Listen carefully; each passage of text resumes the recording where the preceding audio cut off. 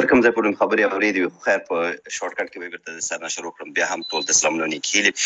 د افغانستان نوی نسل باید د ټولو هغو حاکمانو څخه د هغوی د غلطو سیاستونو څخه عبرت واخلي. هر هغه حاکم چې د نورو په پیسو او وسلو باندې دلته قدرت لاسته راوړی دی، د هغوی حکومتونه تاسې لیدلي دي چې د محدود وخت لپاره دوام یې نه دی کړی، که ولو که دا 20 کاله هم مګر د ولس د یو ملت په ژوند کې 20 کاله چې دی دومره زیات وخت نه دی. مګر تاسو بیا هم ولیدل چې موږ او تاسو د کوم سرنوشت سره اخته شولو. الحمدلله ازادي راغله، دې کې شک نشته دی. مګر هغه څیزونه که چېرته زموږ او تاسو خپل وی او د پردو باندې موږ او تاسو تکیه نه وی کړی، نو نن به موږ او تاسو هر څه لرل، زموږ او تاسو اساسات به له منځه نه تلل. مګر دا چې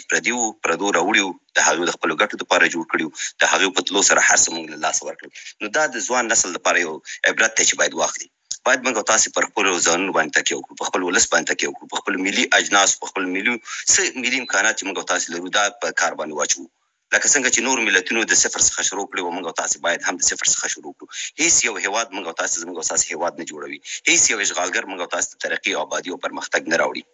دا به موږ او تاسو یو که چېرته تعلیمي تربیې ته توجه وکړو، مخه وکړو، نو موږ او تاسو کولی شو خپل هیواد د دغې اوسني بحران څخه هم وباسو. را به شو یعنی که دلته چېرته موږ او تاسو غواړو چې شریک ژوند وکړو، باید د هر مذهب، هر عقیدې او هر فکر څښتن ته د ژوند کولو حق ورکړو او هغې ته اجازه ورکړو تر څو هغې د خپل زړه او دماغ خبرې موږ سره شریک کړي، د ولس سره شریک کړي، د حکومت سره شریک کړي. د ځپلو تحمیلېدلو او د دې څیز نه باید ډډه وشي. خو په دې ځای کې چې هغه چې جبهي منفورې مفکورې دي، هغې هم باید یو حقیقت درک کړي، ولو که هغې ته به دا تریخ حقیقت وي چې دا ملت مسلمان دی، دلته باید اسلام حاکم وي، دلته باید حاکمیت د اسلام وي. خو موږ او تاسې کوم چې د اسلامي صف پیروان دي، پلویان دي، د دې لپاره مبارزه کوي، د دې سره باید موږ او تاسو د لکم دین کوم ولی دین په حساب معامله وکړو. دې ته باید حق ورکړو چې دلته وي، په خپل دین کې پرېږدو، په خپل مذهب کې پرېږدو، مګر دې به زموږ د اسلام حاکمیت مني، د الهي قانون حاکمیت به مني، شرعي نظام به مني، د هغې د چتر لاندې د حق لري چې ژوند وکړي. خو که دې غواړي چې دلته سیکولرزم، کمونیزم یا بل بودیزم یا بل کوم ایزم راوړي او پر موږ باندې تحمیلوي، د هغې په مقابل کې یو ځل بیا د مجاهد ملت مبارزه کوي او راپورته کېږي. به دلته خبرې ډېرې زیاتې نور دوستانو هم وکړي، صرف د دغه په اړه باندې والي صاحب محترم لاړو، د هغې د لاندې ناستې خدای دې کړي زما خبرې واوري، تاسو ته مې خبرې متوجه نه دي، خو ستاسې چې کوم فکر دی او په هغې فکر باندې چې هر څومره اشخاص دي، هغې ټول ته زما خبره متوجه ده، یو شخص ته متوجه نه ده. هر هغه څوک چې پر معنویاتو باور نه لري، او د افغانستان جهادونو ته د معنویاتو په لحاظ نه ګوري، هغې په دې باندې هم نه پوهېږي چې د برلین دیوال څنګه ونړېدلو او ولې ونړېدلو. کله چې موږ او تاسې د دې په مفهوم او معنا باندې ځانونه پوه کړو، موږ او تاسې بیا اندازه لګېږي چې ولې ونړېدو او وجه یې څه وه. د راغله خبره د ډیورند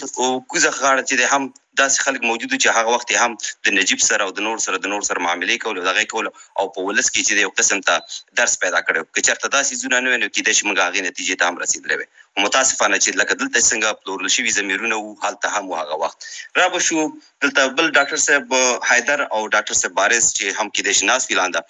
سپیکر هم ورسره دی، دې په ډېره سیستماتیکه توګه باندې پر ځای د دې چې په رولرز باندې خبرې وکړي، په حاکمان باندې خبرې وکړي، دې ته غوښتل د طالبان اسلامي امارت چې دی وټاکوي په خبرو کې په شکل د اشکالو. را به شو دې ته ګورئ دوستانو محترم، تواب وروره صرف دا مې وی چې د زموږ سره د چې مېلمانه راځي، دوی کولی شي چې خپل نظر زموږ سره شریک کړي، مګر هم دا معنا نه لري چې موږ کېدای شي چې دوی نظر سپېدو په خاطر باندې چې خبرې کوي، خو دوی زموږ مېلمانه دي، لکه همدا رقم چې تاسو هستئ، ټول ته موږ په درنه سترګه ګورو. که چېرته موږ تاسو عمومي په ټاپک باندې راوغږېږو چې نوی نسل چې اوس ما او تاسو هستو، چې زه د هغې په خبرو باندې انتقاد نشم کولی. د چو شو په خبرو باندې د هغې په نظر باندې ما وی چې شخص باندې نه شخص باندې غږیږم، د هغې په نظر باندې انتقاد کولی شم. مثلا ډاکټر صاحب حیدر ویلي دلته چې دی خپلو خبرو کې چې دی 4-5 کرت ویل چې دې باندې خبرې نه کوي چې طالبان اسلامي امارت څنګه راغلی دی او ولې راغلی دی، یعنی د هغې ته دا هم شک دی. دې ولې تاریخ ته رجوع نه کوي دغه دوستان، نه تنها ډاکټر صاحب دا په دغې فکر او عقیدې باندې خلک دي. دلته یو انارشیزم موجود و، د انارشیزم په نتیجه کې طالب رامنځته شو، طالب خوځښت رامنځته شو، 15 کاله دلته دولتداري وکړه. د هغې دولت چې دی د پنجاودو په زور باندې ونړېدلو، هغې مقاومت اختیار کړ، په مخالفت کې ودرېدل، جهاد چې شروع کړو د هغې په خلاف باندې. 20 کاله وروسته هغې جهاد نتیجه ورکړه، دا د نظام پر تلاس ورغلی دی. نو دیو ته پکار دی چې کله دلته دیموکراسي وه، د دیموکراسي آیا د خلکو په رایه باندې راغلی وه، د خلکو په خوښه راغلی وه، که دا پر موږ او تاسو باندې تحمیل شوی وه، آیا زموږ او ستاسې هېواد دغې دیموکراسۍ دپاره آماده و، تیار و؟ په سیاسي لحاظ په اقتصادي لحاظ په نور لحاظونو باندې نو آماده خو دا خو هم پر موږ تاسو باندې بن کې وتپل شولا نو چې کله موږ تاسو طالب د سوال لاندې راوړو راځي چې خپل تاریخ ته رجوع کړو چې طالب هغه اول نظام څنګه لمنځه لاړو او هغه څنګه منځ ته راغلی او آیا د ملت ورسره خو نو خو ورسره دغه ټول هغه سيزونه چې موږ تاسو په نظر کې باید ونیسو نشو کولای چې راشو د په خبرو کې چې بار بار وي چې طالب سره کم تلاش راغلی ما سره راغلی طالب دلته یو دولت وو 15 کال دولتداري کړې و او د پنځاودو په زور باندې چې د لمنځه لاړو بل محترمین چې نظر سرګندول واغې په خپل نظر کې چې همیشه کې تاسو لاړ شئ وګورئ دی په شکل د اشکالو د آیسیس لپاره د داعش لپاره چې د هم لابیګری کوي تاسو په فرانسې کې هم لیدلی وسیږي چې دی حالت ولاړو په آزاد توګه چیغي وهلي چې موږ د داعش سره څه مشکل لرو داعش خراسان غواړي موږ هم خراسان غواړو داعش دا غواړي موږ هم دا غواړو د داعش دشمن چې دی طالبان دي امارت اسلامي دي زموږ هم دشمن دي زموږ د دې سره مشترکات لرو نن که چېرته دي راځي او په غیر سیستماتیک تو په غیر سالمه توګه لګي دي او په سیستماتیک ډول باندې د داعش لپاره ملابیګری کوي دا په دې معنی ده چې دا هغه وهمي مقاومت ورته مقاومت ته چې کوم په مجازي نړۍ کې روان دي په حقیقت کې صورت نه لري نو فلهذا چې دلته موږ تاسو کله د رولرز په اړه باندې خبرې کوو نیو جنریشن تصور کول غواړو هغه باید مثبت وي دغه هیواد آبادی وي دغه هیواد لپاره کار کول وي دغه هیواد کې چې د اتحاد او اتفاق لپاره کار کول وي نه د تفرقه چول په خاطر باندې نه د داسې وهمي مقاومتونو څخه د خلکو ویره پیدا کول چې یعنی کې د افغانستان یو ځل بیا نیابتي جګړې ته لاړ شي الله تعالی دې چې افغانستان نیابتي جګړې ته لاړ نشي چې چرته نیابتي جګړې ته ځي د هغې عاملین به هم معلوم وي عاملین به هغه وي چې پرون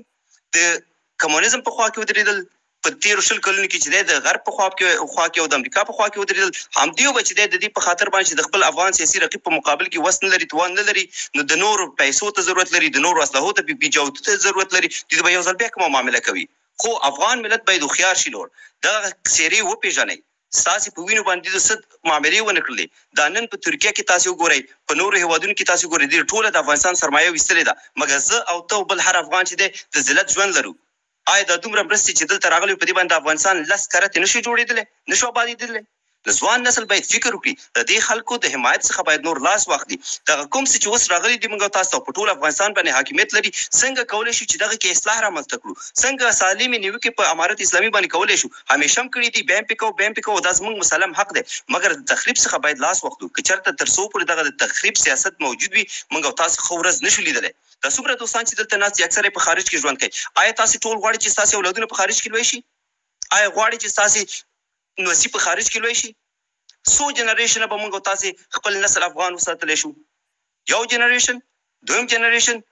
دریم څلورم جنریشن زموږ اساسي غربي کېږي امریکایي کېږي کاناډایي کېږي زه چې کوم د درد څخه خبرې کوم ما سره د خپل راتلونکي نسل غم دی زه نه غواړم چې زما نسل چې دی کاناډایي شي